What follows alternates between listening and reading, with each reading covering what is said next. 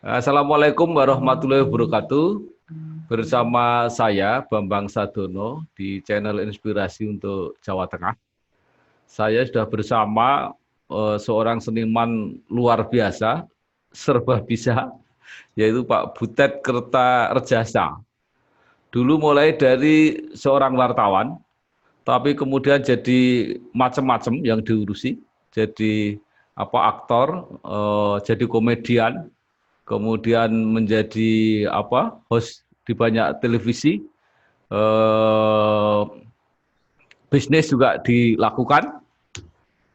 Nah, khusus kali ini saya ingin membicarakan kedekatan Pak Butet ini dengan Pak Didi Kempot yang akhir-akhir ini banyak dikenal sebagai seorang pemain musik, pengarang lagu, terutama campur sari yang sedemikian ambyar, dan kemudian juga peran sosialnya juga sangat besar.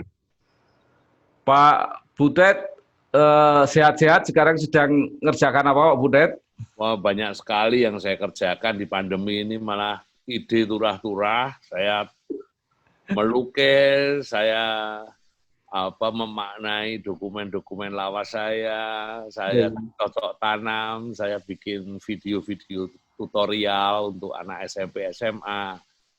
Macam lah banyak dikerjakan. Ya, luar biasa.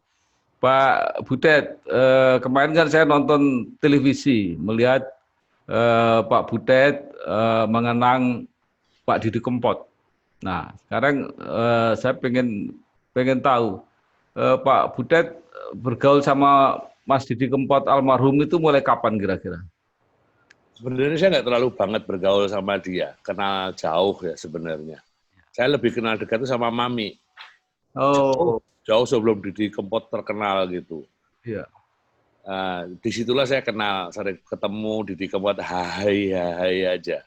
Jadi ketika dia ngehit yang pertama tahun 90-an, lagu Stasiun Balapan itu, nah saya mulai kenal itu. Sering ketemu, sering bercanda, terus dia lebih intensif berinteraksi di dalam keseniannya dengan Djaduk, pemusik adik saya kan. Nah belakangan semakin sering Djaduk sama Didi bikin kolaborasi waktu Jazz Gunung. Itu satu hal yang menarik kan. Jadi campur sari dibawa ke jazz, lalu yang mengaransemen beberapa lagunya Mas Didi, diaransemen Djaduk secara jazz gitu, dan itu tampilan yang keren tahun lalu. Tahun 2019. Ya. Terus kemudian didesain ulang mau ditampilkan lagi di Ngayuk Jazz itu. Nah di situ semakin dekat lah, karena dia sering datang ke Padepokan, di sanggarnya Djaduk kan, di sanggar Quaenica, di situ studio Quaenica untuk rekaman. Apa yang paling mengesankan dari Mas Didi Kempot almarhum untuk Pak Butet? Jadi dia itu berkeseniannya itu sebagai satu keniscayaan di dalam dirinya. Dia melakukan apa adanya. Jadi kayak motif-motif di luar seni itu bukan menjadi tujuan. Misalnya dia tidak ingin menjadi kaya gitu. Tapi dia bekerja dengan keseniannya, dengan passion, dengan intensitas yang total, akibatnya kaya. Akibatnya terkenal. Jadi keterkenalan itu bukan tujuan dia berkesenian. Di dalam kemiskinannya itu, dia gigih berjuang melalui jalan kesenian. Itu yang mungkin membedakan dengan orang-orang yang motifnya ingin terkenal, ingin kaya. Itu sangat fatal kan. Akibatnya orang hanya untuk kaya demi mengejar kekayaan atau demi mengejar popularitasnya, lalu mempraktikkan praktik-praktik yang di luar kesenian. Nah, Didi Kempot bukan itu. Dia seniman. Seniman yang sejati. Makanya pada saat pandemi ketika orang butuh duit begitu banyak, Didi Kempot itu enteng saja mendedikasikan keseniannya ke seluruh keterampilannya. Yang heboh sekali hasilnya bisa 1 malam 7 miliar itu. didedikasikan kepada banyak orang. Itu kalau bukan seniman sejati nggak mungkin. Yang menggerakkan, yang bukan seniman sejati ya, Ya, dia ya. yang digerakkan oleh keserakahannya. Didi Kempot enggak. Nah itulah seniman sejati. Jadi tidak banyak orang yang seperti itu ya, Pak. Oh, itu makhluk langka, seperti orang jenius. Jenius itu juga orang langka. Kalau dari sisi apa kesenimanannya, Pak Didi Kempot ini kan di musik ya, di musik dan di lagu, di lirik berarti. Apa kekuatannya di situ sebenarnya? Dia bisa seperti membaca keinginan masyarakat.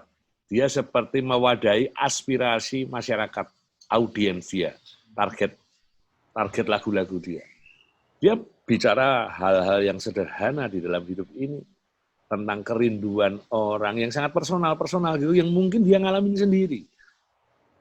Nah ternyata itu dia menjaring aspirasi audiensnya. Maka keterwakilan emosi audiens itulah yang menyebabkan di lagu-lagunya Didi itu begitu dikenali, begitu diakrabi, dan menjawab kebutuhan mereka. Jadi ngehit itu karena itu. Di dalam kesederhanaan itulah ada pesan-pesan tersembunyi. Nah itu keterampilan, kejeniusan Mas Didi ada di situ. Jadi tidak ngomong narasi-narasi besar tentang perjuangan, tentang apa yang heboh-heboh kayak politisi kayak jenengan itu. Dia bicara yang sederhana tapi menjawab dan menjaring aspirasi bawah. Itu bisa sebegitu banyak ya, bisa sebegitu produktif. Mas Butet kan juga pengalaman ya sebagai kreator. Gimana itu ya bisa kayak gitu? Awalnya ya karena kepepet. Karena nggak punya pilihan lain di dalam hidupnya. Dia sudah memilih jalan hidupnya sebagai manusia seni. Jalan hidupnya ya harus mencipta. Harus bekerja di dalam berdiri di atas landasan seni itu. Jadi sesuatu yang tidak terelakkan. Seperti kalau ya dokter itu urusannya dengan medik, jalan hidupnya itu dia akan berpikir dengan soal-soal itu saja gitu. Jadi dia tidak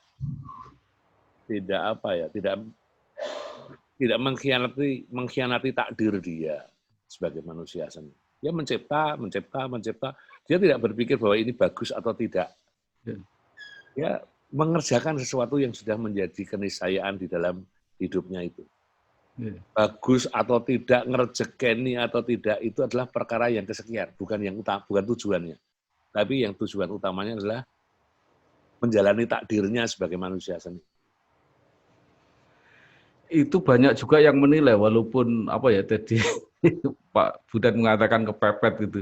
Itu ternyata lirik-lirik Mas Didi itu menarik loh itu. Sengaja atau tidak sengaja itu memang syarat pesan-pesan sebenarnya. Kalau menurut Pak Butet gimana? Iya, benar sekali. Benar sekali. Itu saya pikir juga akan menarik kalau teman-teman akademisi itu mulai meneliti ya tentang lagu-lagu itu, tentang lirik-lirik itu, tentang peran lirik itu di dalam masyarakat, keterwakilan masyarakat dan yang termuat dalam lirik-lirik itu kalau dikaji dalam tinjauan akademik, saya kira hal yang menarik. Dan juga yang menarik kan bagaimana bisa masuk ke anak-anak muda yang praktis juga bahasa Jawanya juga agak kacau-kacau kan. Bahkan tidak kenal bahasa Jawa di Jakarta itu banyak milenial yang tidak kenal Jawa tiba-tiba menjadi bagian dari itu. Itu juga satu fenomena yang bisa untuk dikaji dan diteliti. Apa sebenarnya yang terjadi? Aku sendiri juga heran. Saya nggak tahu kenapa itu bisa terjadi. Tapi saya kira itu tantangannya. Ya. Kalau sepengetahuan Mas Butet ya, itu terakhir kan saya mendapat cerita bahwa Mas Didi Kempot itu 6 bulan terakhir itu pentas setiap hari. Setiap hari bisa 3 kali, bahkan pernah sampai 5 kali. Itu pernah nggak ada kasus semacam itu? Enggak, jarang sekali terjadi. Ya. Itu memang berkahnya dan dia meninggal di saat berada di puncak tertinggi Ya. nasibnya, nasib baiknya, itu dia akan menjadi catatan sejarah. Ke depan itu orang tidak bisa itu menghapus peran sejarah Didi Kempot di puncak kebaikan hatinya. Mana ada di Indonesia satu malam bisa menghasilkan 7 miliar dan tidak diambil tapi dibagikan. Itu belum pernah ada di Indonesia seperti itu. Seniman ya. Iya betul. Ketika ada politisi bikin nggak bisa ternyata. Nggak bisa. Politisi cuma segera kepengen membagi kepada simpanan-simpanannya aja. Nah, Kalau pengusaha sangat mungkin kan, pengusaha itu setiap tarikan nafasnya dalam 1 detik itu menghasilkan cuan berapa, itu bisa terjadi. Tapi kalau seorang seniman dengan keterampilannya yang sangat sederhana itu dalam 1 malam 7 miliar dan disumbangkan, itu lasu. Pak Butet, kira-kira apa dampak apa ya selain keberhasilan juga perjuangan keikhlasan Mas Didi Kempot itu terhadap dunia kesenian dan seniman Indonesia kira-kira ada pengaruhnya nggak ke depan? Ada. Pertama soal peran sastra lokal. Ya. Dia menggunakan bahasa Jawa. Jadi saya berharap pencapaian Mas Didi itu menjadi inspirasi kawan-kawan kita di seluruh Indonesia ini, bahwa mereka mempunyai entitas yang perlu dijaga, dirawat, dan diperkembangkan. Misalnya pada aspek sastranya, bahasa lokalnya. Jangan merasa rendah diri karena kita berbahasa lokal. Itu juga sesuatu banget yang bisa diperkembangkan sebagai bahan baku utama di dalam penciptaan seni. Jangan malu berteater dengan bahasa lokalmu, dengan bahasa Jawa, Jawa Timuran, bahasa Papua. Itu satu kekayaan, itu bagian dari keindonesiaan kita. Bahasa lokal itu tetap penting, sastra lisan itu penting. Jangan itu diabaikan dan menyebabkan Anda merasa rendah. Anda bisa tegap dalam posisi yang setara dengan etnik-etnik lain, dengan bangsa lain, karena kita mempunyai identitas yang spesifik, yang lokal itu. Itu satu hal dalam konteks inspirasi keseniannya. Jangan ragu-ragu untuk menjalani takdirmu, apapun takdir itu. Mas Didi ditakdirkan hidup di dalam jalan seni.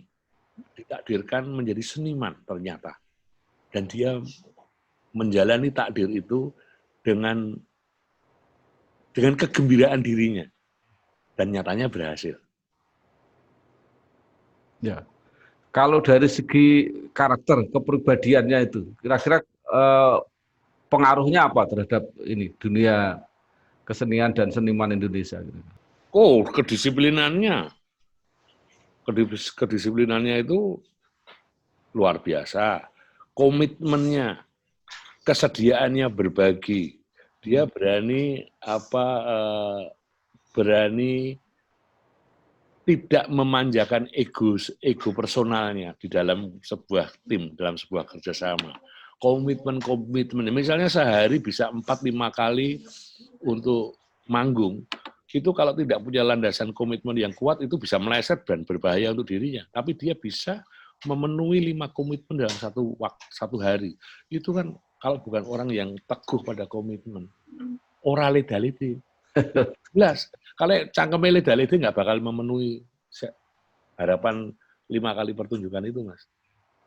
Tapi Pak Butet, itu ada nggak kira-kira ya kaitannya dengan kerja keras yang seperti itu dan rata-rata seniman juga seperti itu yang menyebabkan mungkin dari aspek kesehatannya kurang terjaga gitu kira-kira?